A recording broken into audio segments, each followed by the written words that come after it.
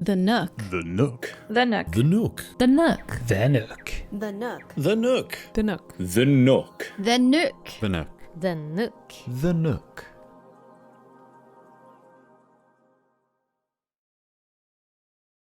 Welcome to the Nook Spotlight podcast, a podcast associated with the stream team The Nook. I'm your host, Hampy, and the format of this podcast is that every episode we sit down with one of the team members from The Nook and we talk about everything between life and video games. And today we're going to sit down and talk with the ever-charming, the charismatic, and good-looking Triple J, JJamJim. Jim, warm welcome. How are you doing? I'm doing well, Happy. How are you? I'm doing great. So me and Jim, this is the first time we're talking like this, but we know each other very well. We've been visiting our channels and all, but talking like this is actually the first time. So this is going to be super exciting to getting to know you this way. We'll dive right into the questions. So, Jim, tell us more about your channel and content on Twitch. Yeah, so I am JJamJim, or Triple J, or just Jim, or whatever you would like to call me. Jimothy works as well.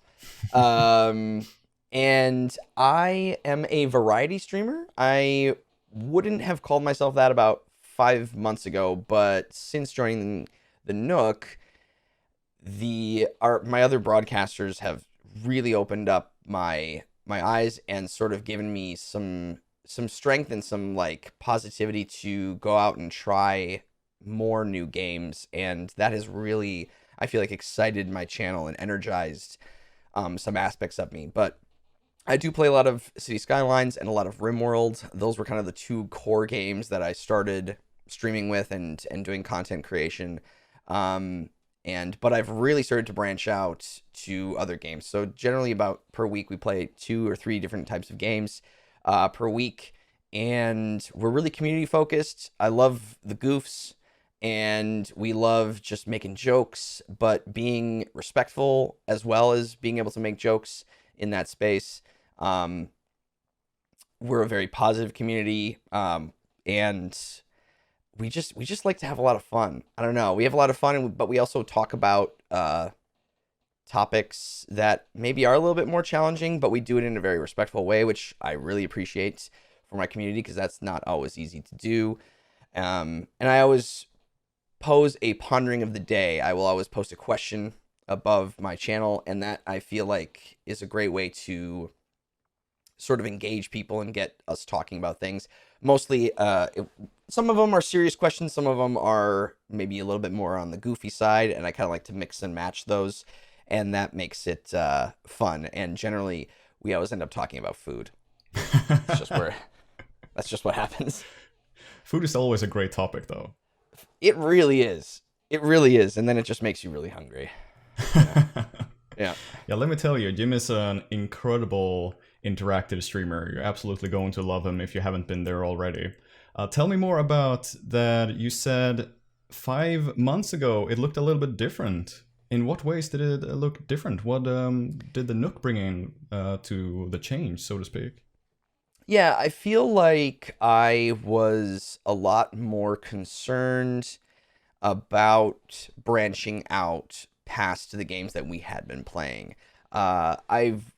Most of the following and the community that I've built was around specifically City Skylines.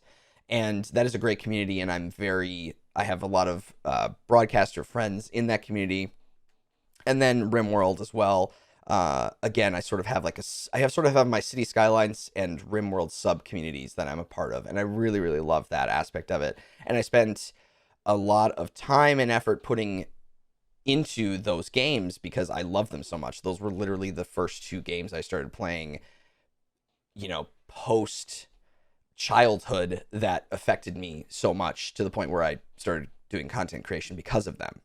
So I felt this sheer responsibility to stick with that because I was afraid if I left those categories too often, I would maybe lose a lot of the community that I had. And I knew that I never wanted to leave the games 100% because I truly love them and I feel very happy every day that I do get to play games that I enjoy. I don't want to burn out on them. So I knew that I couldn't play them 5 days a week, every day, forever. I needed some sort of variation. And I tried that at different times before the Nook, but it always felt a little uncomfortable.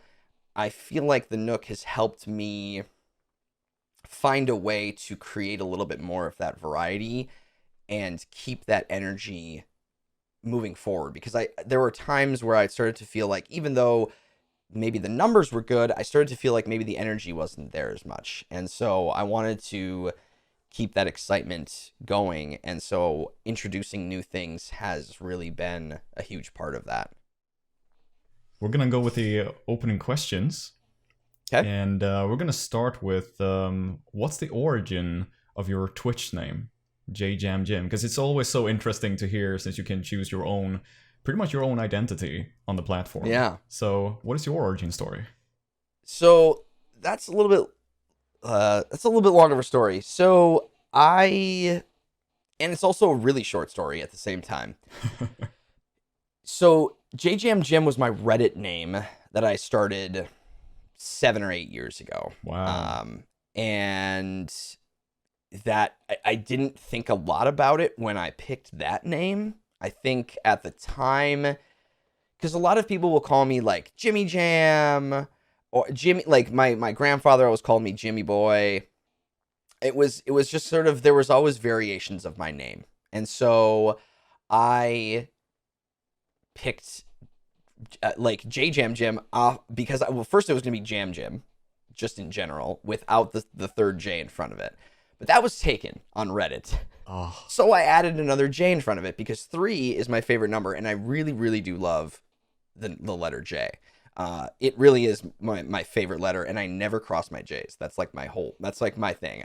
Ever since I was a kid, when I would write my name in school, I never crossed my J in the capitals, and I always hated it when my teachers did. I have no idea why. I just think I don't know. It's just a complete personal preference. So I created that name on Reddit, didn't think anything about it. Okay, fast forward 4 years, I started making YouTube videos first because I was feeling like I needed another creative outlet, and we can go into that more later. But when I started doing that, I had no idea what I was doing or what I was going to do with it. So I literally just took my Reddit name, I created a logo with 3 J's, right in Photoshop, took me an hour, and then I posted a video and never changed it since. And I have thought about changing it a lot, actually, because I do recognize that it can be hard to say, but I always get gun shy when it comes to changing it. And so now I'm I still go back and forth on it, but there are definitely times where I want to change it, and there are definitely times where I'm like, you know what, whatever. However you want to say it, as long as the J's come out, that's cool. I'm good with it. Yeah. And it's so scary as well too, if like there's so much to go into like changing a name, really. Yeah. There's so much to think about. Yes. Yeah, there is. And I've come up with so many different variations, and I go, is this better? What is it going to do? Is it going to help?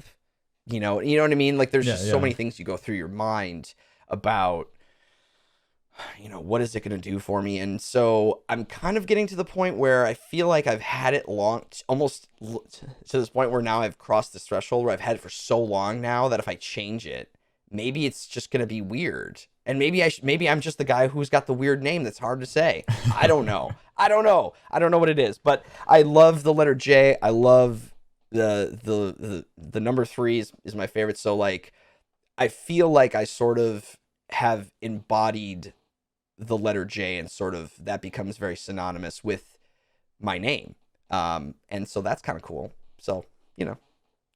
And it's like it's a super personal name, as you mentioned. Yeah. Like you like the J's, you like the number 3. Yeah. It's like the perfect name. Yeah, I mean, I guess so. I mean, there are certainly variations I could do that might be easier, but Twitch, it's getting harder to find those variations that exist without numbers or underscores or Yeah, stuff like that. So definitely. think a lot about that. I've gone down that road a bunch of times. So I don't know. We'll see. I don't know what the future will hold for the name, but for now, it's sticking with JJamJim. So Hell yeah.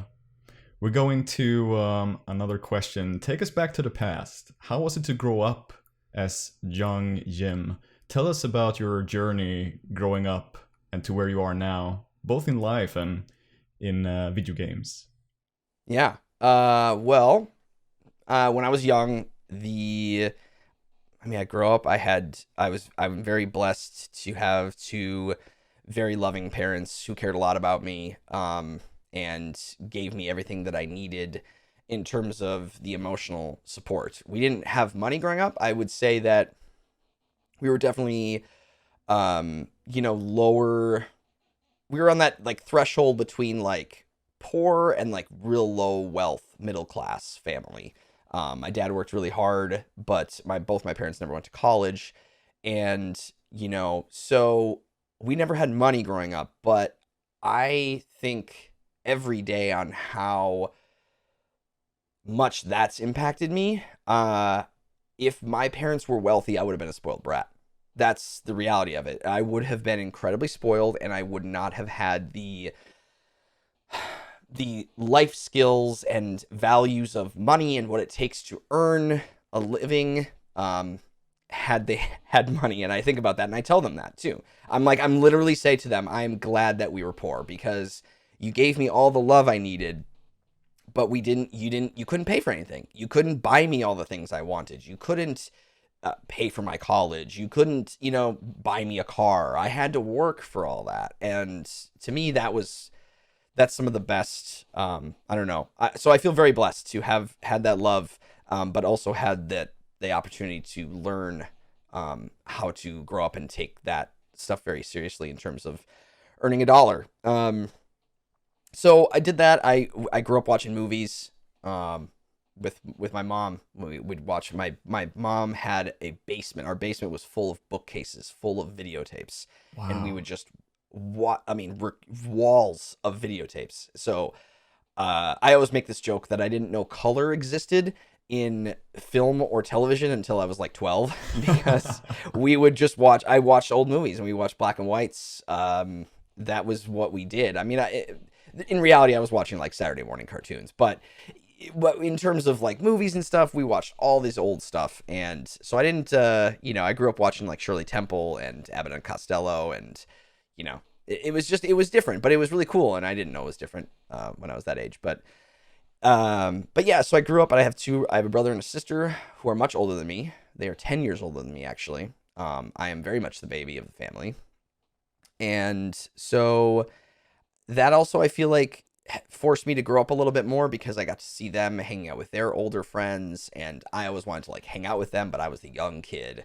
So that was such a different dynamic, I feel like, than having a sibling close to you in age. So who was Jim in school? Oh boy. Young Jim in school was the kid who always got written on the report card, socializes too much in class. Always.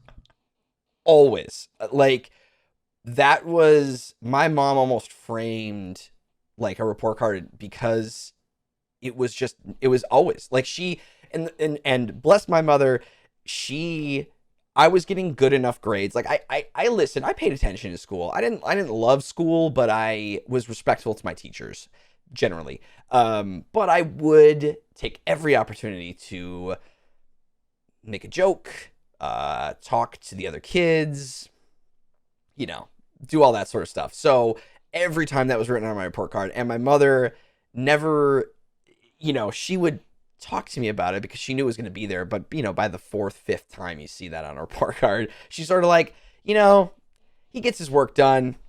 I'm not gonna stunt his social growth by telling him not to like talk to people. And I think that was a really, thinking back on that, that's actually a really amazing thing that she had sort of foresight in, because she could have said to me, shut up and don't talk to anybody in class. And then maybe I would have, I don't know, gone into a shell. But Grown more shy, yeah. yeah, exactly. But she allowed me to say, that's okay. That's who you are. You know, and that's going to be okay. And I think it turned out all right. I mean, I don't know. I didn't get amazing grades in school, but I think it turned out all right. So, but that's who I was. Yeah. Yeah, that sounds like a wonderful mom. Yes. Yeah. No, she was. Yeah. And, you know, I was very short. I'm still short. I'm like 5'6", but I was really, really short in school. So I did get picked on quite a bit. That was definitely something that wasn't as fun, being picked on. But you know, that's just kind of kids. Like, kids pick on other kids, man. You know, kids. But that kind of stuff does stick with you. You know, you think about that. So I remember getting picked on for being very short. You know, all the names that people call you for all those sort of things. And I was really short, but it was never to the point where I feel scarred by it, or, you know, I think for me, that sort of stuff always kind of shapes a little bit who you, I mean, I don't know, it's a learning experience. It shapes a little bit of who you are, and forced me a little bit to maybe toughen up a bit more. Cause I think I was also a pretty sensitive kid. I was able to make jokes and laugh a lot, but I could cry. I had no problems with that. My dad was not a masculine person. I was very much a mama's boy, and that's totally fine, because my mother was a very sensitive, emotional person, and that has helped me not, I was never raised in a household where my dad was the male dominant leader of the house, and you have to be a man and don't cry. Like, I didn't get any of that growing up. I was allowed to express myself in every way, and I think, boy, that's a blessing too. Yeah.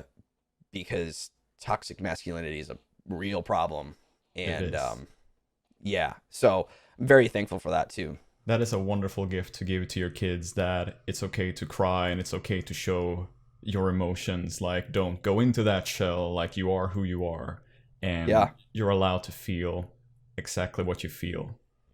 And I feel you. I feel you that with the bullying as well. I grew a beard very, very early. I was like 12, 13. Lots of testosterone here.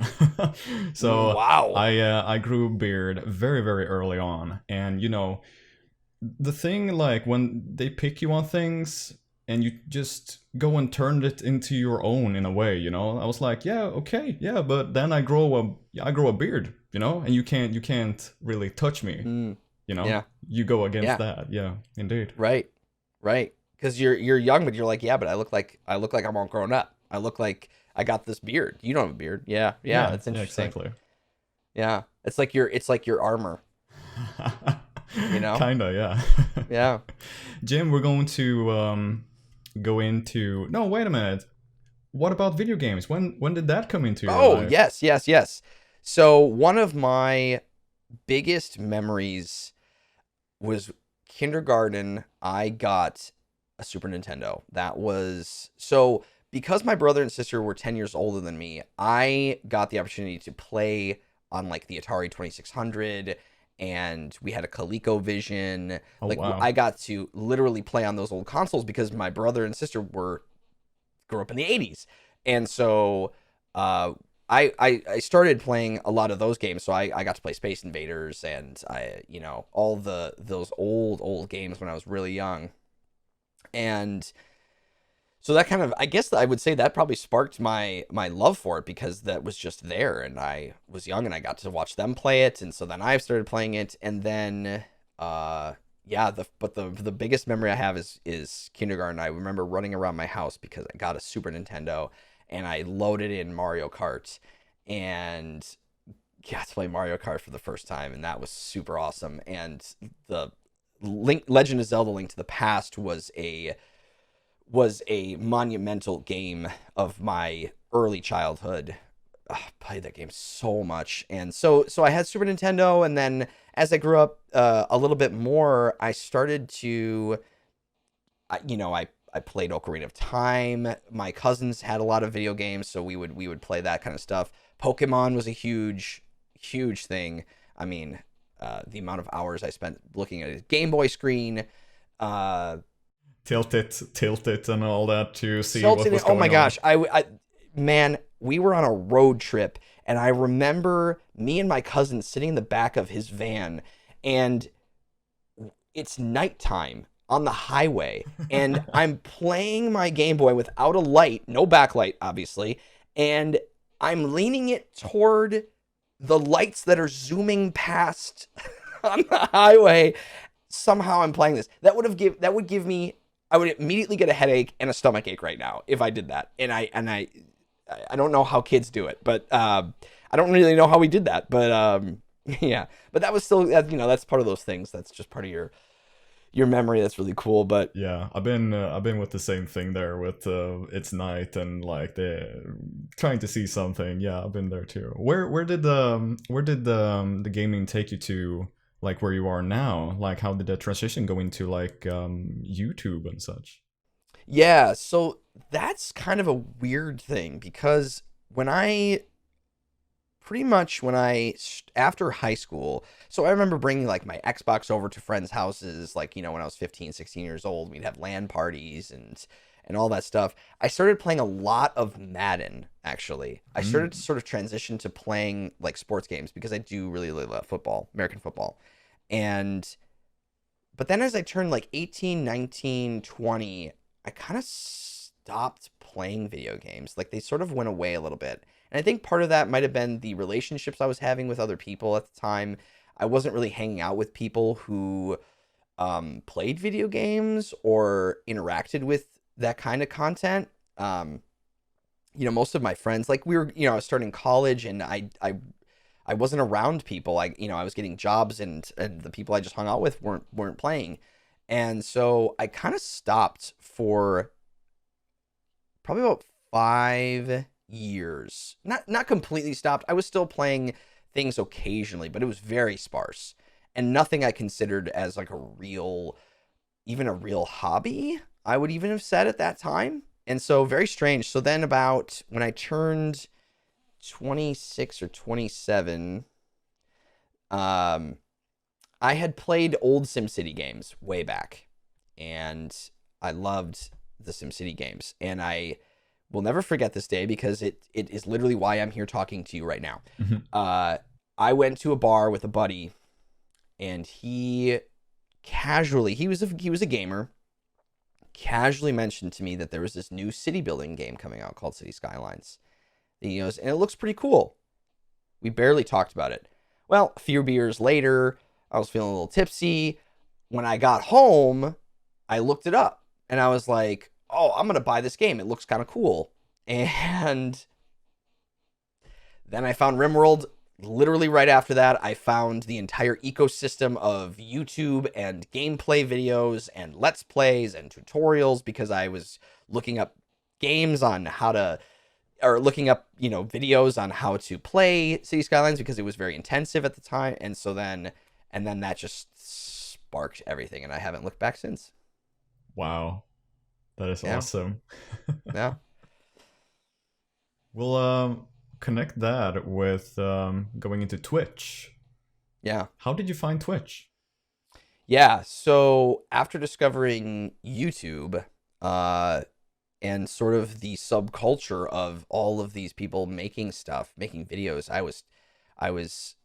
that's how I kind of got started. I started just making my own, because my wife was sick of hearing me tell her all the stories about what was going on in my games. And she's like, you should tell this to an audience. Tell this to people. And so after some serious hesitation, I made that video, and it's just sort of rolled. Like I started finding Twitch just through the people who I was following making YouTube videos, and noticed that they also had this thing called a Twitch account. And so then I started watching Twitch and seeing people doing this live, and I started interacting with some of those people. Some of those people are now like good friends. I would consider friends, and that's also pretty cool when you think about that. But and yeah, so the Twitch thing kind of just came naturally to the content creation because I started on YouTube first, and then I felt pretty confident to be able to do it live, especially since I could do it recorded, and so then I just decided to give Twitch a shot.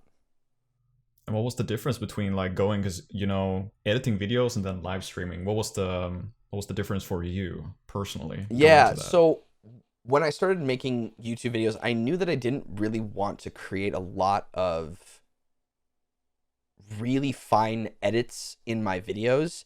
Most of my stuff was just Let's Plays when I started, and they were half-hour Let's Play videos, and I would really only cut if there was something incredibly boring, or I coughed, or I sneezed, or something I couldn't control, or if I said something, just like that was just nonsense, and I would like cut that out. So that was really the only time I was making edits.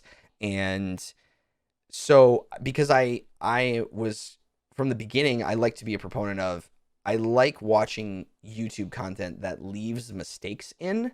Generally, like if I made a mistake in the game, I would leave that in, because to me, if you're going to watch something, you should learn something. And so I felt it was more valuable to say, hey, I made this mistake. I'm not perfect at this game. I'm still learning it. But here, let me show you how I'm going to fix it. And I thought that was more valuable than watching some of the videos where it's all the sexy stuff, right? They're just chopping it up and making it really sexy. And I was like, yeah, but I'm not, okay, this is flashy and fun, but I'm also not, I feel like I'm not learning as much as I could. Like, what is your process? And I felt that was important, especially making the Skylines videos. So I did a lot more of that long form stuff anyway. So the transition to me was not as much as I thought it would be. I think the live format is different, and I maybe have a little bit different of a speaking cadence. I think that's probably the biggest thing. I feel like I speak a little bit more, maybe not as, I try to speak as conversationally as possible in YouTube, but there's just a little bit of that difference when you obviously are talking live in front of an audience. So but realistically, that transition wasn't too big of a deal for me. I can imagine as well, like, you carry that with you from the past, where you said that your parents just started recording with a camera, and you turned into, like, you become the entertainer, and I can imagine that you carry that with you more in the live format, going on Twitch instead of YouTube, where it's like, okay, we gotta, it's more like a film project, making a YouTube video of something, rather than just you go live and what happens, like, right, improv. Right, exactly. Yeah. And I think to that point, there's that natural high of performing that you get. And so I feel like I don't feel like I'm a different person when I stream, but there is that elevated, you get a little bit of that endorphins rushing through you, and so you become sort of an elevated version of yourself,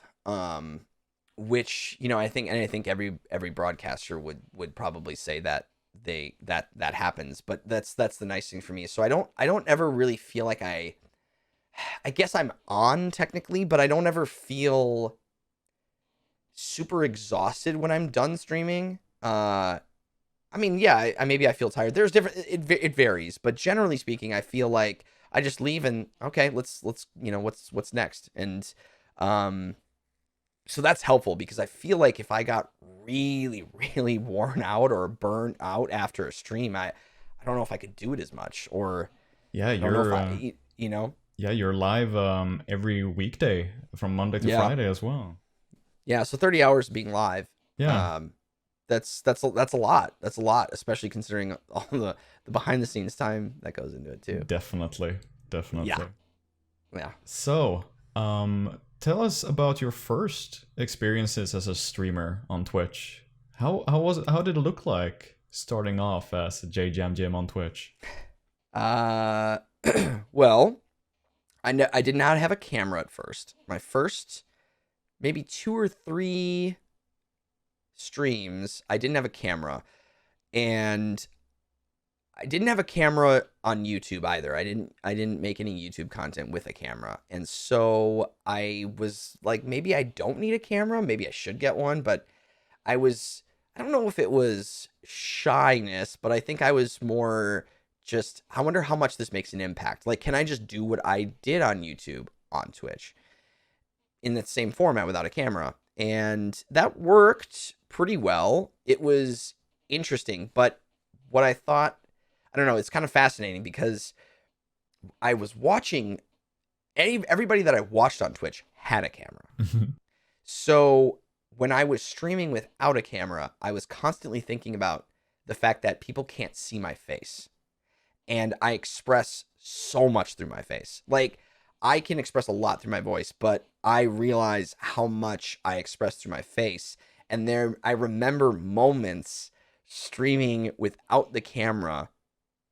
I don't remember a lot about all those streams. You know, there's a lot of vagary things, but I do remember making a face and there was dead silence on the other end and they can't see my face. And I thought, I probably should get a camera because I am using that tool that I have so much that if I'm going to do this with any sort of success, I'm going to need to showcase what I'm feeling, my emotional thing. Yeah.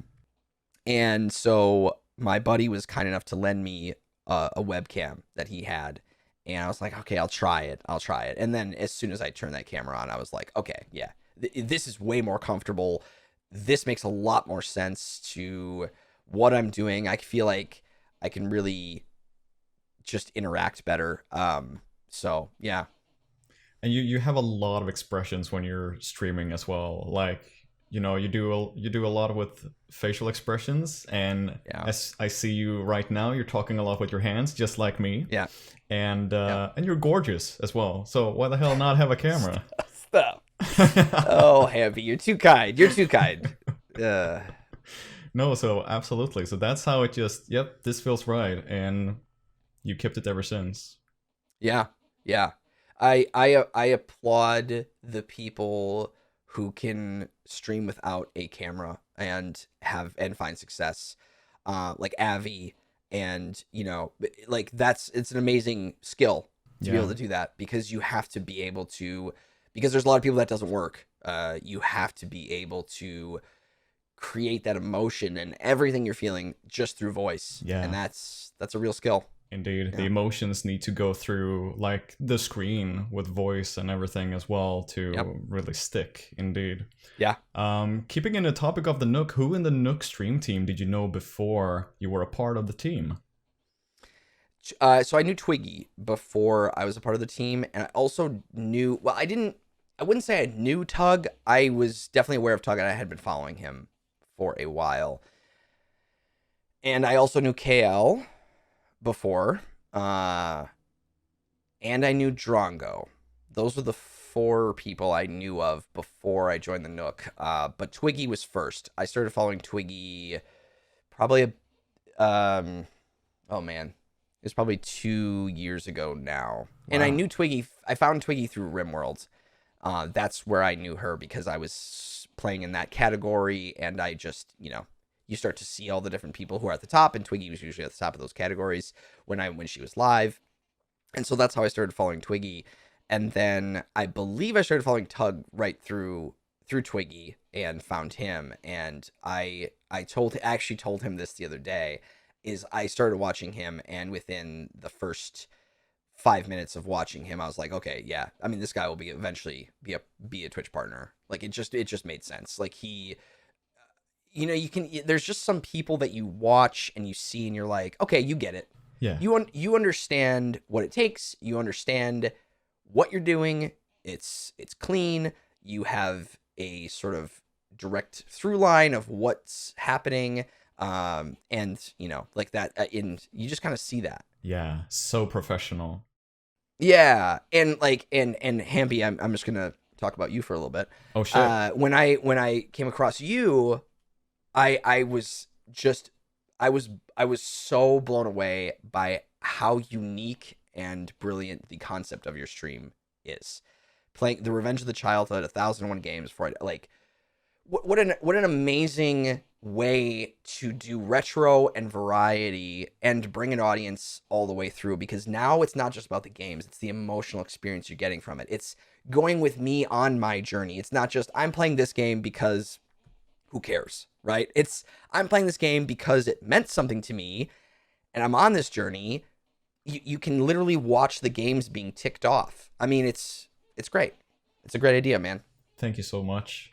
That means a lot. Yeah. Thank you. Yeah. Of course, buddy. So, if we talk about inspirations, who are your inspirations when it comes to streaming? Oh man. So when I first started watching Twitch, I was watching a lot of the big people. Like I found, and then I think that's just pretty common when you approach the platform first. You find the people who are doing the popular stuff, Yeah. right? So I watched a lot of Ninja, I watched a lot of Shroud and Tim the Tapman, and all of those really, really epically large broadcasters. But I also watched a lot of Cold Carnage. I kind of found him eventually through like the variety broadcasting of it. And I think that there's a lot of negativity around some of those larger broadcasters that comes out. I found a lot of that when I would go to TwitchCon. There were a lot of people who were dumping on people for, playing all the big games and being popular. But the reality is that a lot of those people work really hard to get where they are, and they game for a very, very long time to get where they are, and they're very passionate about it. And I also respect that, and I don't care if you like their content or not, it doesn't really matter to me, but I think you have to respect the business people inside of those broadcasters and how hard it is to be in that limelight sometimes. I do not envy people who are in the limelight constantly and who can't say anything without being attacked for what they're saying, and their words are twisted, and like that's not easy to do. And I don't care if that's an actor, musician, athlete, whatever, Twitch streamer. It's that stuff you have to deal with and figure out. And so I feel like I resonated and connected with some of those larger broadcasters not because I was big or a broadcaster, but I appreciated the business sense and the idea of their branding and their goals and their vision for like the larger thing outside of it. And so I respected a lot of that stuff, regardless of whatever the games they were playing. It doesn't really matter to me. It's more about what they were trying to do with it that I respected. But yeah, in terms of the stream, I mean, Cold Carnage is obviously a staple of the variety community. He's one I think that many people on the stream team will probably give a lot of credit to in terms of, someone they might look up to. But honestly, I remember, and I watching, I think it goes back to what I said about like Tug and Twiggy, and just seeing other broadcasters doing what you do on Twitch that makes it feel like it's a real thing. And connecting to those people and what they're trying to do. But I would say my earliest was Imperial Jedi. He is now someone I would consider a friend. He was streaming City Skylines. With the first City Skylines YouTube video I ever watched was Imperial Jedi. And it's so funny because I watched so many of his videos and I just listened to his voice. And then all of a sudden, 2 years later, I'm hanging out with him at TwitchCons, and now, like we'll send each other messages and we'll talk, and like, Yeah. So now I've been to 3 different cons with him, and we're in Berlin together, and we were in San Diego and San Jose, and so it's just like it's pretty wild. Yeah. It's pretty wild how those things can maybe come full circle sometimes, and yeah, how we really see them as inspirations and like bigger people, so to speak, but they're humans too, and absolutely, like you absolutely connect with them like that. It's a little bit of like in that sense. Indeed, we dive into, because you have mentioned to me, we haven't touched on it yet, but you were in charge of your very own business for about 7 years or so. And you were saying to me that having a Twitch channel is like a small business. What knowledge and mindset could you apply from having your very own business to streaming on Twitch? Yeah. So I ran a video production company with 2 other business partners who were my best buds. We met in college. I struggled a lot in college deciding what to do for a major. I started with teaching, and then I think I'd moved to personal training as a major. I there was a couple I don't even remember anymore that I moved to. Testing here and there. Oh my gosh, yeah, just moved around because I was not a big person in school. Like I didn't forced knowledge wasn't really my jam. And so, but I took a film class, and I grew up watching so many films, but that never clicked to me as a job because I grew up in a very Midwestern conservative household that was like, no, you grow up and you get yourself a good job and you know, go have kids, get married, you know. It was not that, and that's not a job, right? That's celebrities. That's what celebrities do. So I took a film class just on a whim, and I ended up reading the entire textbook that we were supposed to be reading over the course of the semester. I read it in 2 nights and finished it like the first week because I was so interested in it. I thought it was fascinating. Like reading books on editing, I mean, In the Blink of an Eye by Walter Murch is like the best. Man, I could read that cover to cover. So I was like, okay, I've never done that with like a biology book. So maybe this is like something I should do. So I took more film classes. I took screenwriting, and I just loved it. It was easy, but it was interesting to learn, right? It was like I wanted to get good grades because I was interested in learning about it. So that was cool. So I took a lot of those classes, and then I ended up meeting my buddies. We made a couple films together, shorts in college. And then when we graduated, we're like, okay, where do we go? What do we do? Are we moving to LA? You know, it wasn't even a question. We didn't even ask each other, like, should we go into business together? It was like, let's go. Let's just do it. And so the 3 of us decided not to move to LA because we didn't want to make other people's stuff. We wanted to make our own stuff. And we knew that if we went to LA, it was going to be expensive, and we were going to be production assistants on large projects, not make any money, and no one was going to care. So we're like, let's make our own stuff. And so we ended up moving to the Twin Cities in Minnesota because one of my buddies was from here, and he was like, this is kind of a bigger market. Maybe we can like make stuff. And so we moved here and just started going into small businesses, shaking hands, handing out business cards, going, can I make you something? Will you pay me $500 to make you a video? And like, I'll just make it for you and you can use it wherever. And eventually we ended up working with some advertising agencies, and we had some really, really great years, and we made a lot of films and shorts and content pieces that I'm really proud of. And we had a lot of fun. Near the end of it, though, I started getting really, really burned out from the commercial aspect of it. I was starting to feel like it was taking over my mind. Like it was everything. And I consider myself a pretty stable person, but there were a couple times where I was having almost like mental breakdowns on the pressure of trying to keep making this money and trying to be successful and putting all this energy and love into making a commercial that's 30 seconds to sell Kleenex, you know, and then that high just goes away. It just fell off. Like I stopped. I was like, what am I doing this for? You know?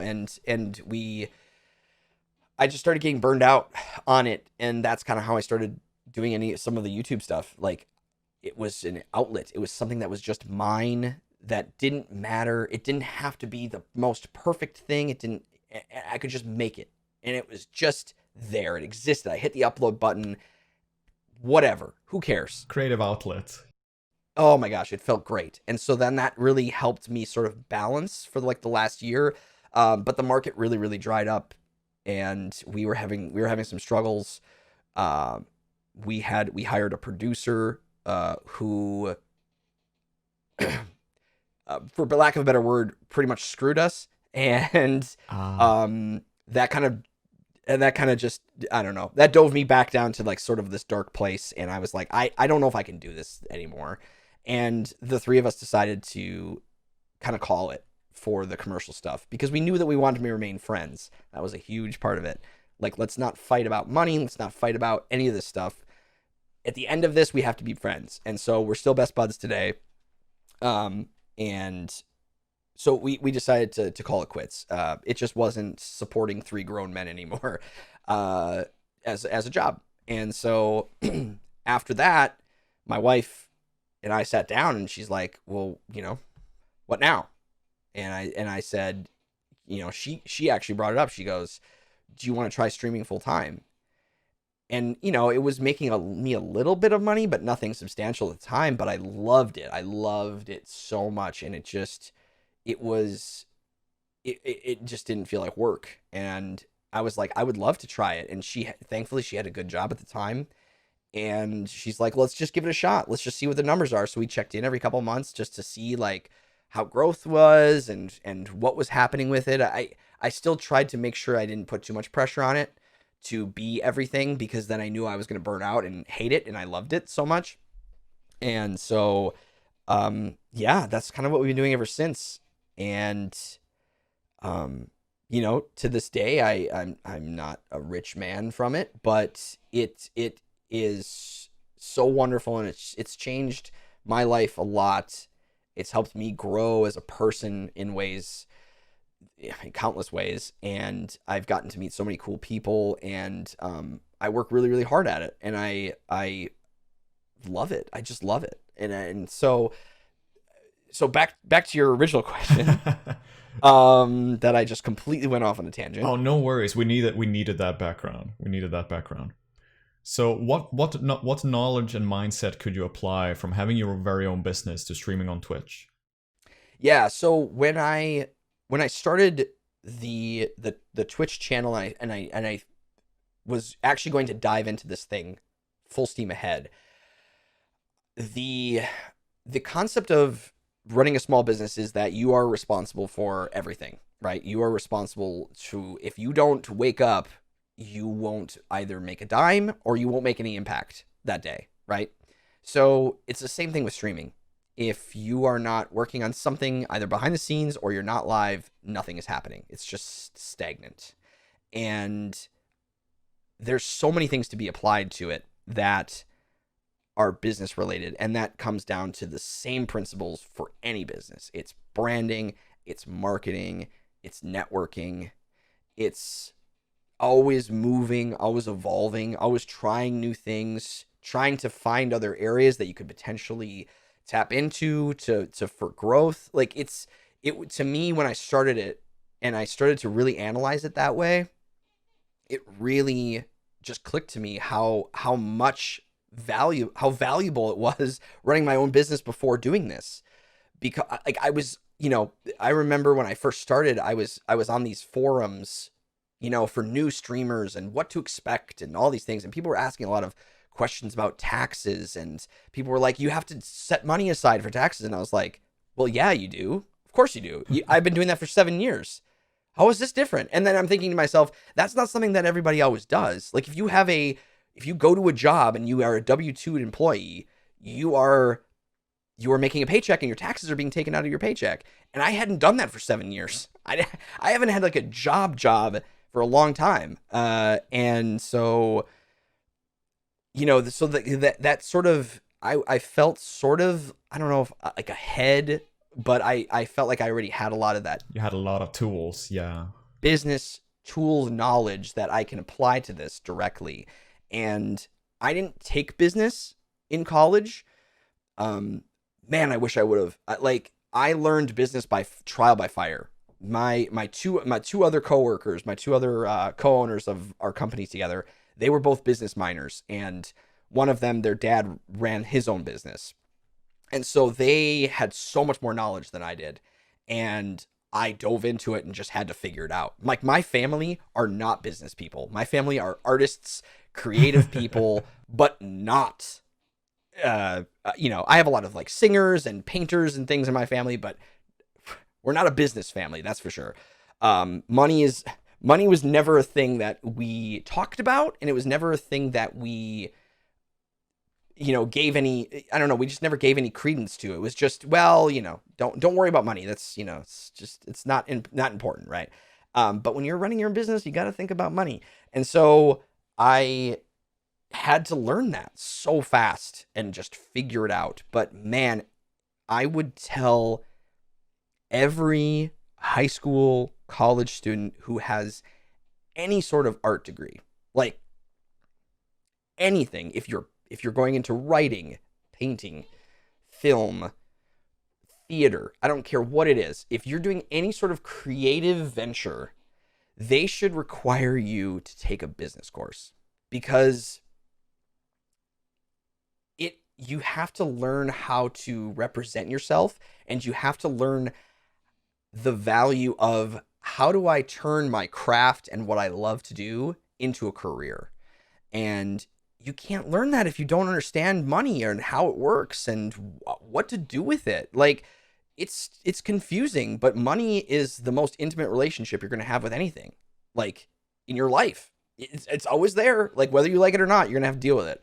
And so, it's that necessary evil, but you have to understand it, and you have to grab hold of it and say, no, you're working for me. Like, I'm this is a two-way street here. We're going to figure this out. And I know so many people who are very talented who just don't know how to do it, how to set it up, how to go about pushing their art into the streets and getting people to take notice. And I really feel that benefit. And moving into streaming from doing my other film production company was like, oh my gosh, this is just so important.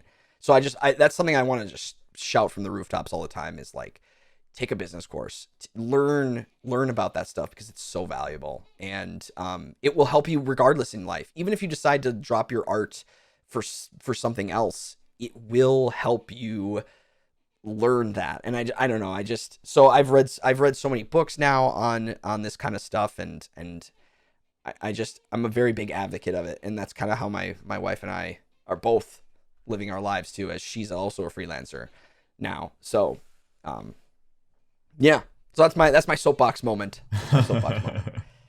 You're But definitely, I agree there, you're responsible for your own PR pretty much. Yeah. Coming from the theater industry myself, and also social media, learning that and like mastering that, experimenting, it is a very, very important thing. Doing something that is art or creative things like YouTube streaming, it is so dumb to ignore that part of it.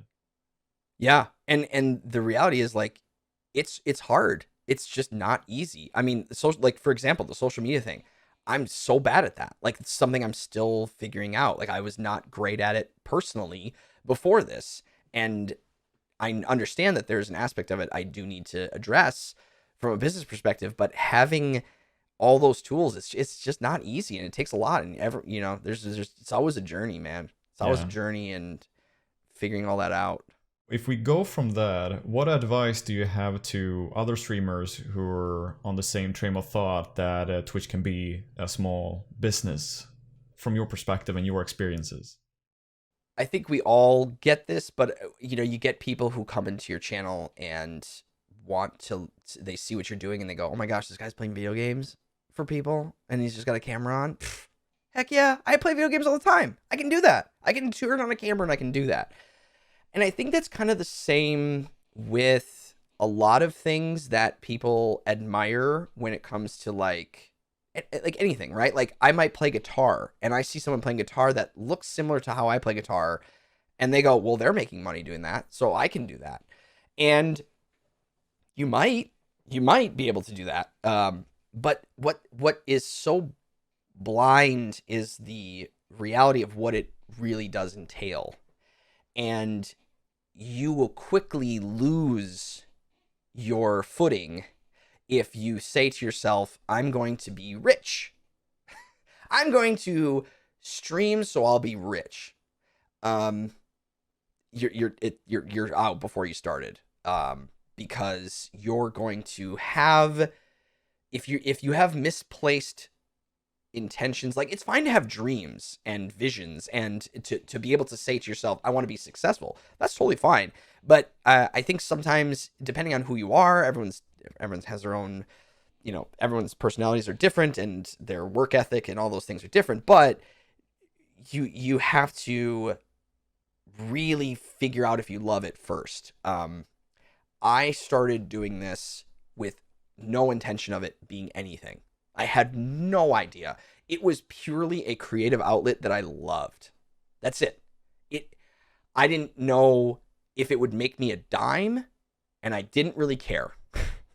I didn't really care because I truly was like, man, this feels just so good. Like, the community building, it just felt so good. It felt so right. So I didn't have fancy graphics. I didn't have a fancy machine. I didn't have a desk that was, I didn't have any of that stuff. And I think what I see that, and I'm not saying it's always a mistake, there's always exceptions, but I've had several people who have sent me messages who have like asked me about the gear that they're buying, and they haven't, they have all the fancy stuff, and they're just doing all of their prep, and then they're going to stream for the first time, and it's going to be perfect, right? Because they have all their perfect stuff. And I'm very hesitant to people who do that because you don't know if you love it yet. Like, you've watched it and you maybe know a lot of tech things. You maybe know I don't really know how to run my computer, Hampy. It is a challenge every single day for me to work with tech. It is just not how my brain is wired. Programs, setting up alerts, like all the simple stuff takes me a lot of time. Like, it just does. But I do it because I love the product that comes out of it. Yeah. So I could do all of that. I could know all of the computers. I always say this. I could buy a $20,000 set of golf clubs and I could walk onto a golf course. I can't golf to save my life. So why, you know what I mean? So it's like, you can buy all the fancy stuff, but you have to love it. Mm-hmm. You have to figure out if it's something you enjoy, because otherwise you're going to see all of this really expensive stuff. You're going to see all of the things you spent your hard-earned money on sitting around you, and you're going to go, well, either A, I don't like this, or two, why am I not successful? Like, I have all the stuff. My voice sounds silky smooth. Why is no one here?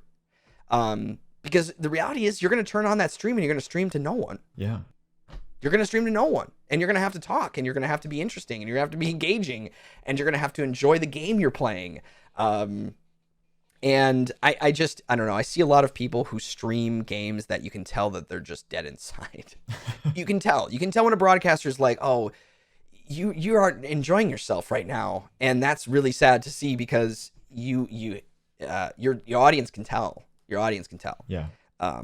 And I don't know where I was going with your question. But I mean, okay, yeah, so it was people starting out and doing all that stuff. I would just say you have to find the love for it first, because it is too hard to do if you don't have the love for it. And that's the same with anything. It's any creative outlet. If you don't love it, you then don't do it. I mean, do something else. Find something that you do love.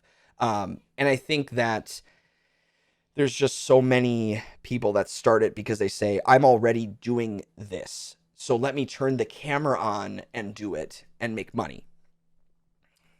It's that the idea is there. I understand where you come from with that, but I think you quickly learn that it's so much more than that, and it quickly becomes, I mean, the amount of hours I've put in for the amount of money I've earned, it's pennies. It's absolute pennies, or fractions of pennies. So you have to love it. And so, and you can't let the money be the thing that, drives you, because you will burn out, or you might hate video games, or you might hate live streaming, or you might, if you're a music streamer, you might hate music. Like, you gotta figure out and find the love first. Indeed. I think that's the key. And I recognize that so much when you're saying that I don't know how to like handle my PC to like the best potential. I don't know that either. I think and I feel that we both come in from the entertainment aspect of it. And we enjoy the creativity of creating content. And like I'm sitting here as well, like in my student room, and everything you see is, you know, I save up a little bit from the student loan so I can afford to turn my stream into a spaceship because I have that passion, and you know, I have the passion for creating that. And yeah, definitely it comes from the entertainment side, the passion of creating. Yep, totally. And thankfully, you know, and this was something that I didn't mention earlier, but the other thing that benefited me from moving to my business to streaming is the understanding of how to edit. I already owned editing software. I had the ability. I've been editing for 7 years, you know, films and commercials and, you know, social content, whatever. And so I already had that ability, which was really helpful when starting out, because then I could crudely work Photoshop. I could, and I knew how to put together something. I could easily, you know, cut something together. So that was really, really helpful. And that would, I think that would have been a really hard thing starting out, especially doing YouTube first, if I had to learn all of that on top of it. Actually, I don't even know if I would have done it. I don't think I would have started doing that without the knowledge I had, because I felt confident in my ability to cut something up and post it fairly easily. So that's the most tech I get. That's the most tech I have. And like, I'm not even that much of a technical editor. Like if you ask me to make graphics, no, but I could, you know, I can cut up footage and make a snappy edit of almost anything. You take what you have. Yep. But you know, I'm not making animations. I'm not doing After Effects or any of that stuff. But no. I mean, I myself started out as a 13-year-old because I love editing videos and creating as well. And I started out with Windows Movie Maker. You know, the simple thing, you just put one clip there, maybe a little fade in between, and you can't do much else in that program. No drag and drop. No, right. Yeah. Yep. So it's like, indeed, going back to the thing where you don't need to have all that fancy stuff starting out. Like, you start with what you have, and then over time, you realize, oh, I have a passion for this. Or I should try out a camera. And then you buy that, and you try it out, and better microphone, green screen. Or, as for you have a beautiful background, by the way. I gotta just mention that. I'm hypnotized. It is amazing. My buddy's got me these rope lights, and it's it's super cool, and they're like not that expensive, you know. No, it looks like magic. Thanks, buddy. But you know what? That to your point on that too. It's I listened to a podcast about the guy who started Patagonia, and he's a phenomenal human being, like incredible businessman and understanding of everything. But he talks a lot. He makes really simple decisions in his life. He said, when I start a project, I take one step forward. Yeah. And if that step feels good, I take another step. Yeah. And when it starts to feel bad, I step back. And so like that's it. That's everything. That is literally everything you will ever do in your life is take a step forward and see what it is. Don't jump 1,000 and then have to figure out how to backtrack out of it. Yeah. Because you're going to lose your way. You have to go one step at a time. And that's what you were talking about. Like, okay, try this. It feels really good. Okay, let me add a camera. That feels good too. All right, let me figure out how to, you know, and that sounds really simple, but it is not easy because our brains are not wired that way. We are wired to see the future and the vision of what we're doing. Yeah. And so sometimes it takes a pretty conscious effort to slow down and think that way, because you want it all. You want everything now. You want the success and the security and the wealth and the fame and whatever it is. You know, you want all that. Yeah, we rush to the goal, the dream, like so quickly, and we're so focused on that we forget about the journey on the way there. And Yes. the journey is more important, more like 100%. than the goal itself. 100%. Yeah. And I don't know where that comes from. I don't know, like, I don't know all the psychology behind all that, but it is interesting how we do, we kind of create that but yeah, taking those steps, that's the whole deal. One step at a time. Definitely. Yep. We're gonna shoot on some quickies here to get to know you more, Jim. Ooh, okay. All right. So we're gonna start with some randoms, and then we're gonna go into some media questions, and then some Twitch questions. So I'm going to ask you, what is one of your favorite foods/meals? One of my favorite meals is it's a garlic chicken curry. Wow. It's an Indian recipe, and I love it. Why? Oh my gosh. So my wife introduced me to Indian food, and we found this restaurant that we loved, and they made us this dish, and I was just like, whoa. Like the flavors, the heat, I mean the naan, it's just it all, like rice, it's all these beautiful flavors all put into one. That's definitely one of my favorite meals. I mean, obviously I love pizza. I mean, let's be honest, right? But if I had to pick something that was like outside of that, that's what I would say for sure. Nice.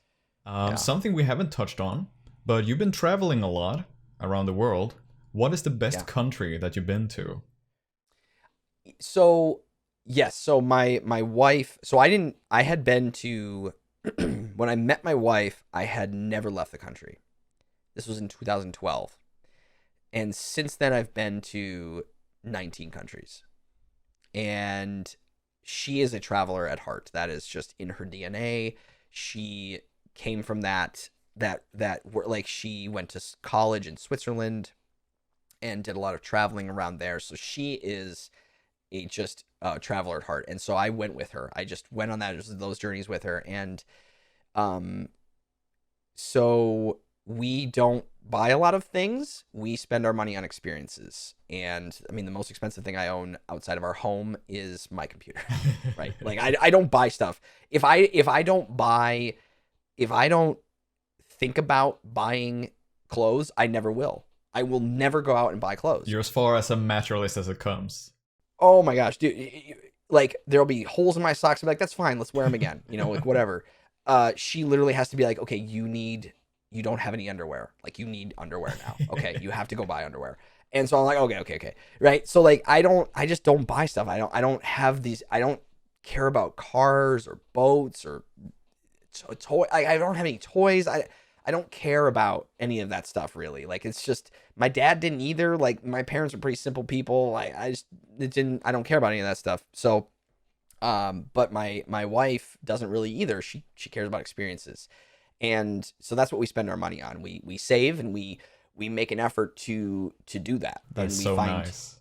Yeah. And she finds amazingly cost-effective ways to do it. We don't do lavish trips. We figure out how to have a nice time, but also not blow our life savings. Yeah, get the best out of your money. Yeah, absolutely. Because until she finds cheap flights, cheap fares, both of us being freelancers, we don't really necessarily always pick where we want to go. We just pick the flight that's cheap, and that just takes us to different places around the world. So, and what is the best?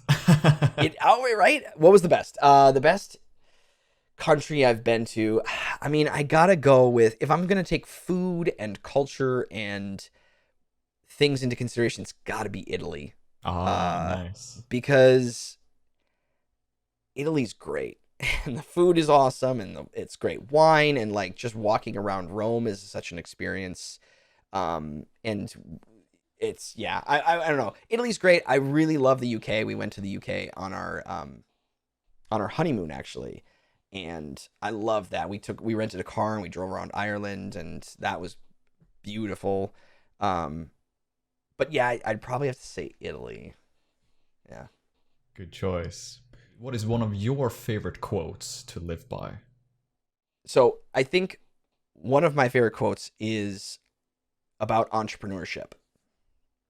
And I'm gonna read you the quote so I don't screw it up. Absolutely. But this is one of my favorite quotes. I really love it. It was one of the ones I started early on, and it's entrepreneurship is living a few years of your life like most people won't, so that you can spend the rest of your life like most people can't.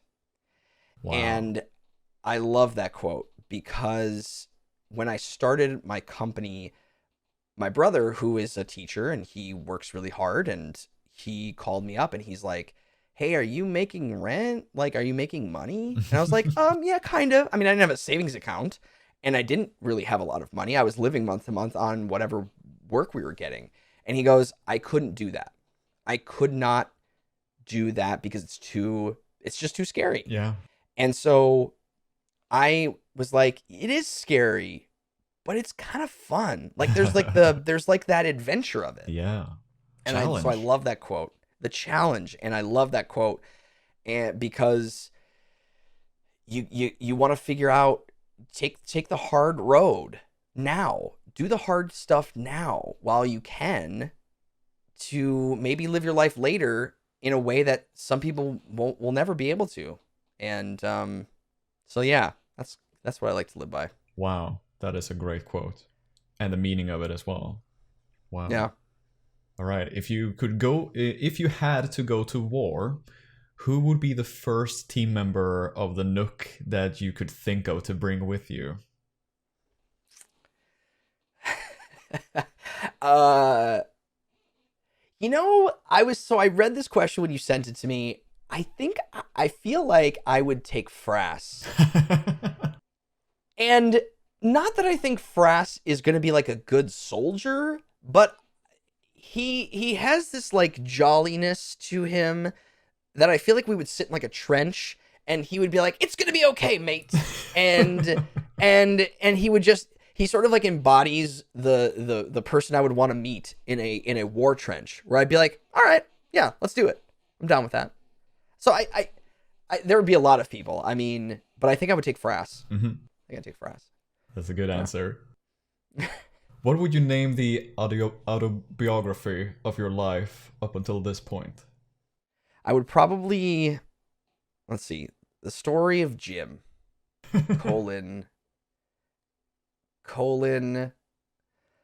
a balding man with a zest for life. I don't know. That's tough, man. That's a tough question. Yeah. That is a tough question. A balding man with a dream. I don't know. I don't know what I would. I love it though. It's super inspirational. Yeah. The thing about it, I think that I would probably take away from that is I feel pretty confident in who I am. So like self-deprecating humor is kind of part of it, and I don't know. I'm always good to be on both sides of the joke most of the time. Like. Obviously I have feelings, but I don't mind doing that. And that's kind of part of how I am with my community as well. Yeah. We let's just not take everything too seriously. I don't try to take myself too seriously, and because life's more fun that way. Yeah. So self-distance. Yeah. Yeah.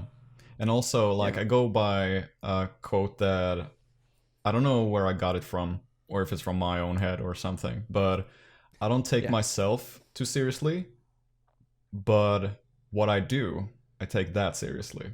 For example, with like theater, career, or such, that I take seriously, but I don't take myself seriously. Yeah, yeah. No, that's good, because you kind of have to. Yeah, indeed. Yeah. Mm-hmm. Okay, media. Favorite music genre? Man, this is sort of a cliched answer. Anything I can dance to. I love just something that gets me moving. That's a good feeling. I don't really care what it is, but I love it. Weddings are part of some of my favorite things to go to because I love dancing on the dance floor. I love it.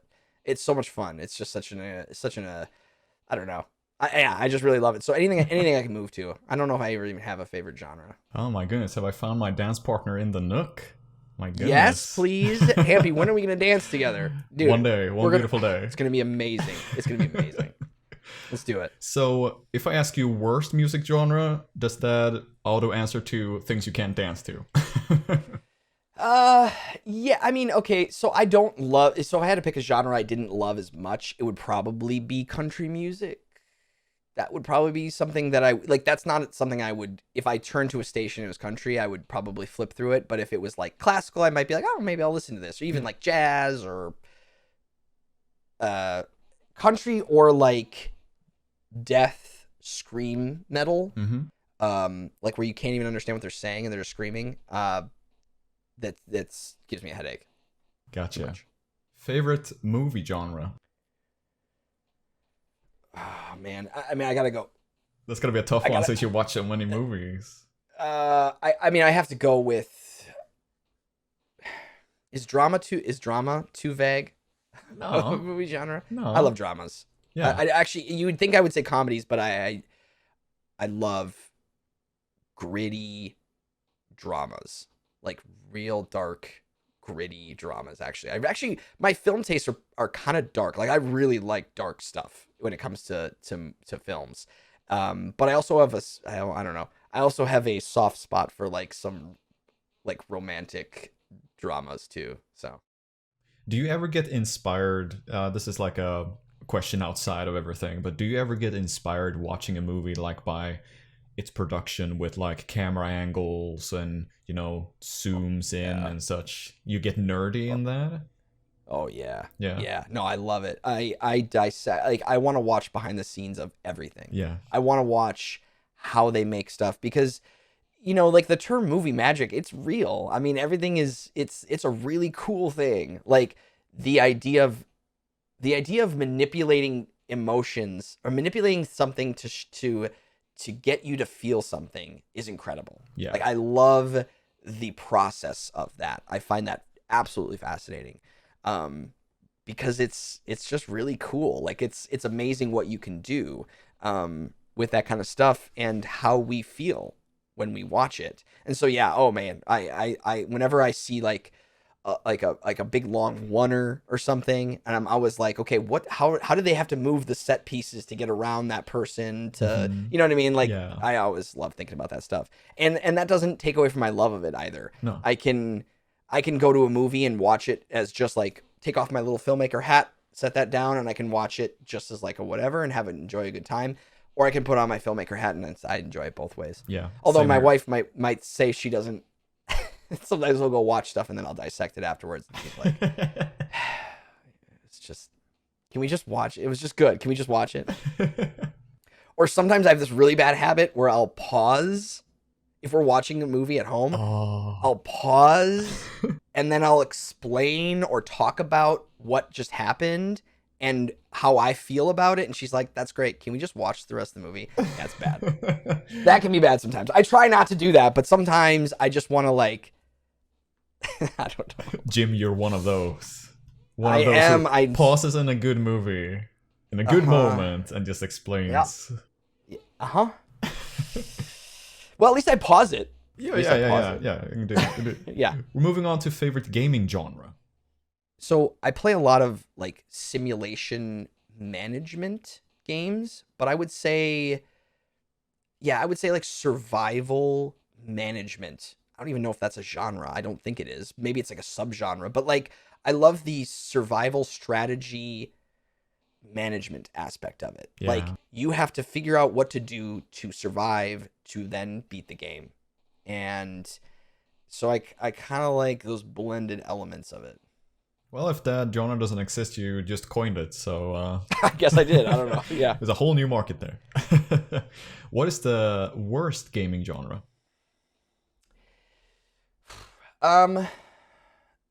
So I guess I'll can I flip that to like my least favorite gaming genre? So when I was a kid, I played a lot of platforming games when I was a kid.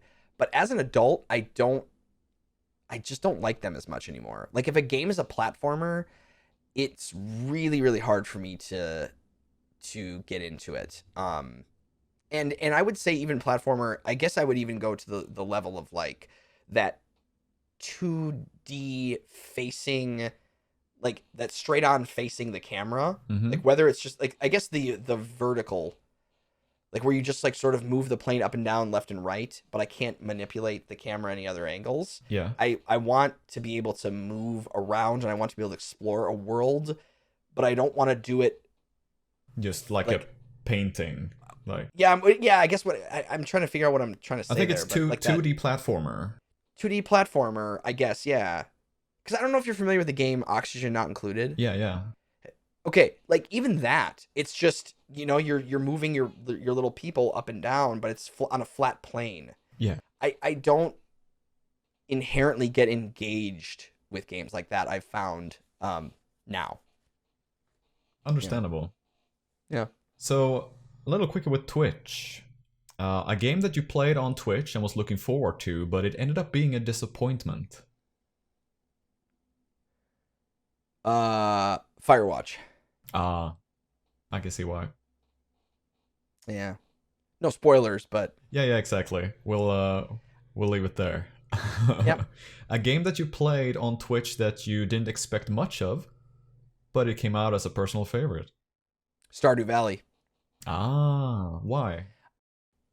So I didn't know what to expect out of Stardew. I kind of had little expectation because I wasn't sure if I was in love with the art style, and I wasn't sure if I was in love with the sort of resource gathering, crafting element of it. Like I don't necessarily gravitate to games like that, but it looked cute and kind of fun, and I thought I would give it a try because I saw other people were enjoying and having fun with it.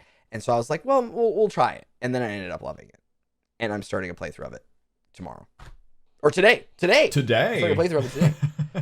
Another playthrough, yeah. So, yeah, that one was a surprise. Now, I knew people loved it. I knew it was like really beloved, but I was hesitant that people loved it maybe because it felt nostalgic or it was like something other than like an older game they had played, kind of like Harvest Moon. But when I play it, I find actually one of the things I love about Stardew is that I never played Harvest Moon. I never played it. I never played any game like Stardew really before, except maybe, you know, like old, you know, some of that old like 8-bit type of stuff, right? Yeah. But I never played a game quite like that before. But you do feel nostalgic when you play it. There's something really weird about it. Like I feel like it was a part of my childhood. Like I had been playing Stardew since I was 5 years old. But I hadn't. But it has that feeling when you play it, which is kind of incredible, actually, to be able to do, I guess, for a video game developer. And that's such a good way to say it, because it really feels like it connects something about like the past and such, like some nostalgic feeling, and combines it with something modern and very new. And it just goes well hand in hand together. So we go into these questions. What are your interests and hobbies outside of streaming? So traveling is a huge, part of my life. My dog, Pepper, we sit and just stare at her for hours, lovingly. Cuddles and everything. Yeah, I mean, she's just, yeah. I really love working on my house. I just love working on my house and doing those things. But I guess another hobby I have is I really love, I really, really love sports in general. I don't play a lot of sports because I don't have the body of an athlete, but I do have the heart, I feel like, of an athlete. Like I really love sport in general, like the psychology of it and the chess match that engages with athletes, like these people who are, just athletic and physically gifted, but also the emotional and psychological aspect of it. Like I could get caught. I could sit and watch a tennis match or a golf game, like at some point, because I love the idea of that. It just fascinates me. Fun fact, I wanted to be a football player. Like I really, really wanted to be an American football player growing up. But I wasn't big, fast, or strong enough. So. Are you playing any of that today? No. I watch, I consume a lot of like that media, but I don't play any football. The most I bike a lot. That's actually one of my hobbies. I bike a lot Nice. while I can. So I love biking. That's feeling very freeing, and it's really good to clear your head. And It seems like you have a very balanced, you're streaming, but then you're very physical, like outside your hobbies outside of streaming. Like you're yeah, mentioning sports, biking, and traveling, and working on the house. Like you're very up yeah. and going. I feel like I yeah, I guess that's something that's kind of natural, but also part of it is like I can feel when I haven't had enough physical activity before like a stream. Like I mean, it's a very sedentary thing. I'm sitting in a chair in front of a screen For hours, yeah. for hours. So I need to go for either like a really long walk, or I need to do something, because I can feel about halfway through the stream, if I did not have exercise that day, I will feel it. And so I make a point to do it, because I also don't have the metabolism. I don't have a very good metabolism. I need to go, otherwise I'm just going to be a blob sitting in front of this chair. So I understand my body and what I need to do to maintain what I have here. And that is so good. Yeah. That is so good to know your body, because I feel that, when it comes to streaming, you got to really listen to your body as well. Some people go for like 12-hour streams, 24-hour streams, and don't take breaks, and it's the hydration part and backs, Yes. It's a very, very important thing to listen to your body when it comes to streaming. Absolutely. Yeah. Because that's another reason why you might stop. Like, yeah, you just can't you feel bad, like you feel achy, or yeah. Exactly. Your business focused on video production. What, with the exception of Twitch and YouTube, is there something else you're using your video production knowledge for right now? Is it something you're working on? Yes, I currently am writing a feature-length script with one of my former business partners. Ooh. We've been working on it for a while now. We've been developing it for a while, and we have a draft of it. It's not good. It's not good at all. But I think it has potential, and it can get there. It's a start. So. Yeah. Yeah, and it's technically it would be a movie. Yeah. It wouldn't be good, but it would be a movie, so that's good. But we're working on that. We're working on that script. So that's our other creative outlet outside of it, because that's part of why we started our business in the first place, was to just make stuff. Yeah. And I think what I've learned from streaming and doing all the video production is I was so focused on, I have to go make a film. I have to go make a film and be a film director, and I have to be, that's everything, right? And what I discovered with streaming and content creation is that I just enjoy creating in general and helping others create. Like, that process is fun. I don't care if it's making a song or we're making, whatever. I enjoy the process of creation, and I want to consume as much of that as possible. And that's been great, actually. That's been really freeing for me, as a creator, to just, I don't know, come to terms with that, or understand how my brain works and how I want to do it. And it's like there's so many, as you mentioned, there's like, oh, it's not that good, but that's really like the amazing part of a creative process, Same thing here for me, who's writing theater scripts or theater plays. Like, the first draft is like, it's not that good, but you made it all the way through from A to Z, Exactly.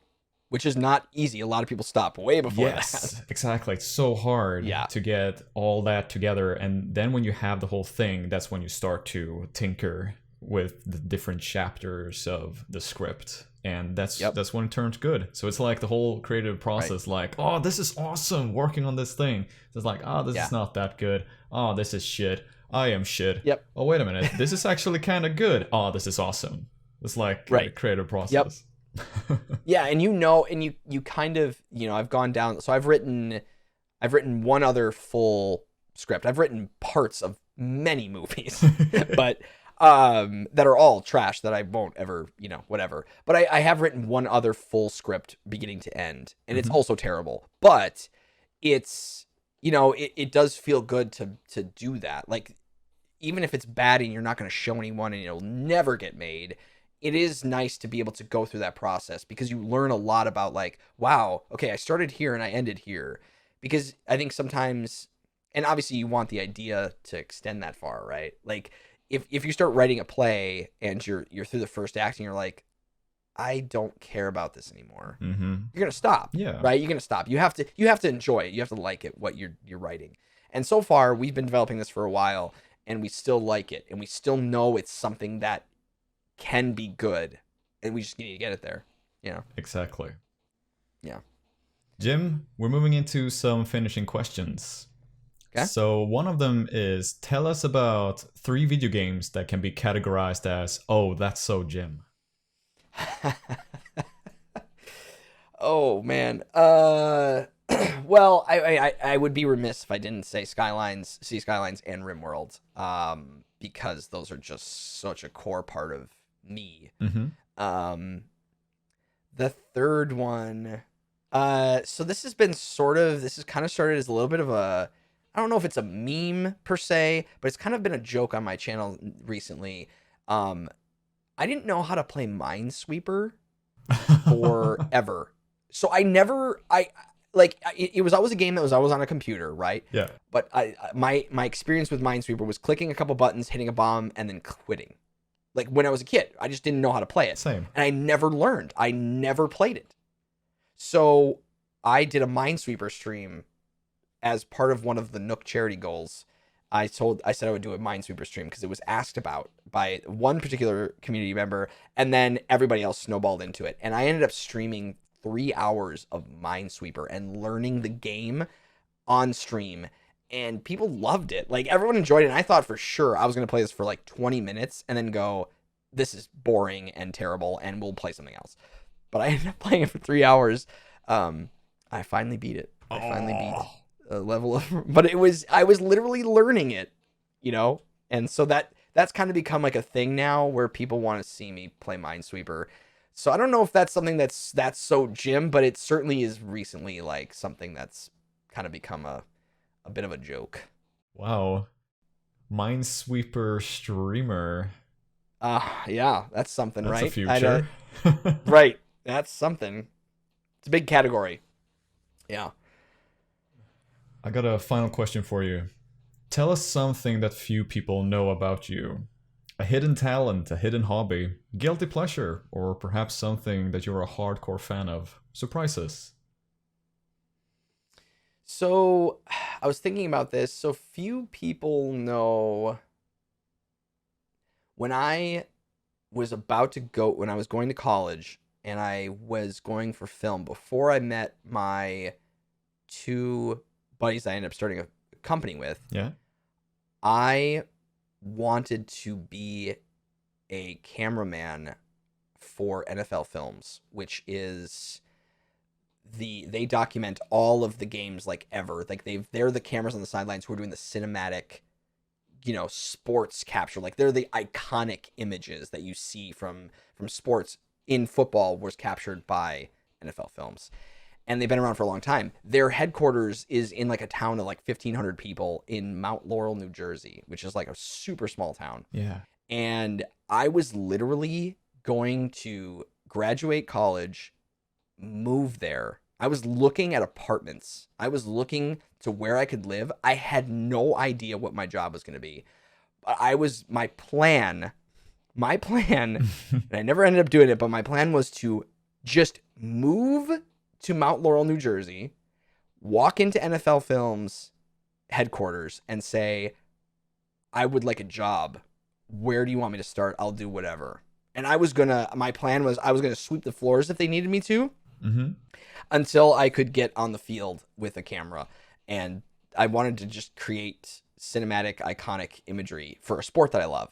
And that's what I was going to do. And then I met my buddies and we started making films, and then, Rest is history.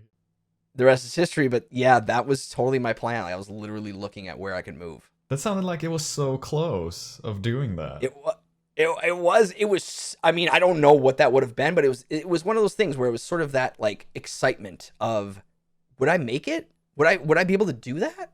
I felt like I could. I didn't know what was going to happen. They might have just said, get out of here. who are you, right? Yeah. But I was going to give it a try. And so I think that's kind of how I do a lot of things in life, where I just think, I don't know. I just get the idea and I want to just run with it and see where it takes you. Yeah. That's part of the joy, I guess, Yeah, definitely. And I recognize that a lot with, we have a great quote in dancing that is, it goes by, dance first, think later. And it's kind of like the thing, just do it before like analyzing too much of how things are going to go. Or, you kind of throw yourself out there and see what it's going to be like, really. Yeah. That's the thing is, I was listening to this podcast about the guy who created 5 Hour Energy, the little 5 Hour Energy bottles. Yeah. And he had this great, he's like, I'm not a scientist. I don't know anything about crafting anything. I had an idea. But he goes, if I had been a scientist or a business major, I would never have done this company. I would never have made it because I would have thought too much. I would have analyzed everything and said, nah, it's not going to work. But I wouldn't have tried it.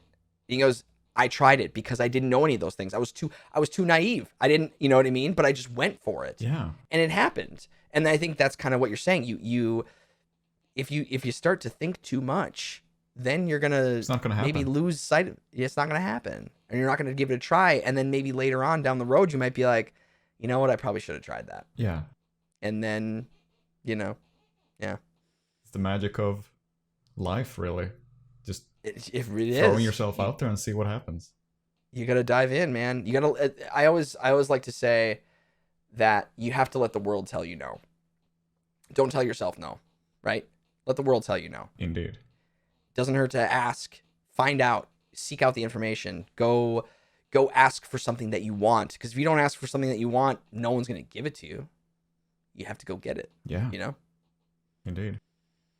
With those words, we're finishing off your episode of the Nook Spotlight, Jim. Thank you so much, Hampy. I appreciate it, man. Thank It was you so great much. talking to you. Yeah. Thank shit, you. It's been long overdue to sit down and talk with you like this. Like, we've known each other for a little while now, and finally we got to do this. Well, thanks for listening to me ramble so much about stuff. It's been a pleasure. Everyone, make sure to follow Jim over at twitch.tv JJamJim. Jim is live every weekday from Monday to Friday, and you're going to love his content. There you get the best of simulation, management, and strategy games, as well as lots of community games, because Jim has a huge passion for meeting people and having meaningful conversations. And you get that feeling immediately as you step into his place on Twitch because of the amazing community he has over there. So please go follow twitch.tv/JJamJim. Jim, thank you so much for Thanks, Hampy. all of this. The Nook. The Nook. The Nook. The Nook. The Nook. The Nook. The Nook. The Nook. The Nook. The Nook. The Nook. The Nook. The Nook. The Nook.